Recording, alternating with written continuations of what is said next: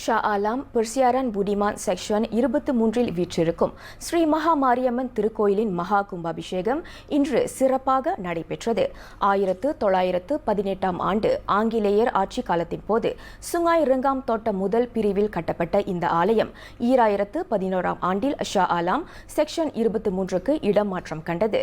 இடம் மாறிய பிறகு 2012 ஆண்டில் இந்த ஆலயத்தின் முதல் கும்பாபிஷேகம் நடைபெற்ற வேளையில் இரண்டாவது முறையாக இன்று நடத்தப்பட்ட கும்பாபிஷேகத்தில் திரளான மக்கள் கலந்து கொண்டனர். காலை சுமார் 8 மணிக்கு தொடங்கிய சிறப்பு பூஜைகளுக்கு பின்னர் 9:30 மணிக்கு ஆலயத்தின் இரு கோபுரங்களில் உள்ள கலசங்கள் மீது தீர்த்தங்களால் அபிஷேகம் செய்யப்பட்டது.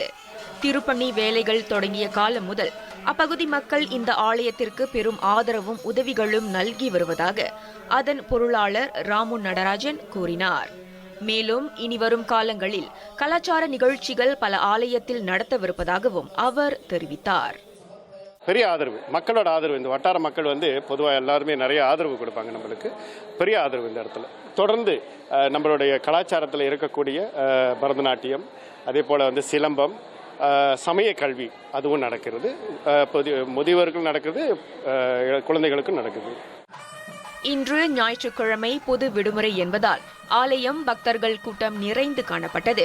கும்பாபிஷேகத்தை நேரில் காண்பதும் அதில் கலந்து கொள்வதும் வாழ்நாளில் மிகப்பெரிய வாய்ப்பாக கருதப்படுவதால் தாங்கள் இந்த வாய்ப்பை பயன்படுத்திக் கொண்டதாக பக்தர்கள் சிலர் பர்னாமாவிடம் தெரிவித்தனர். இந்த கோயில் சிறப்பாக நல்லா மக்களுக்கு இங்கே உள்ள சுற்று வட்டார இந்தியர் மக்களுக்கு தமிழ் ஸ்கூலுக்கும் நல்ல ஆக்டிவிட்டி செய்கிறாங்க. ஸ்கூலுக்கும் நிறைய ஆக்டிவிட்டிக்கு இந்த கோயில் உதவி செய்யுது.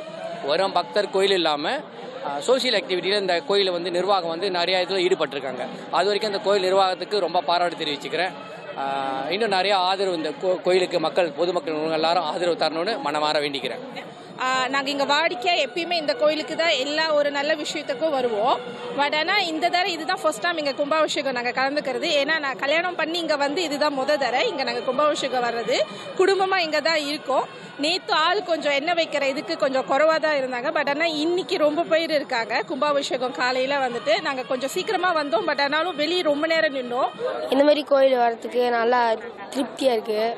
சாமி கொண்டு போகிறதுக்கு நல்லா படிக்கணும், நல்லா பாஸ் பண்ணணும், நல்லா ஃபியூச்சர் மாதிரி வரணும்,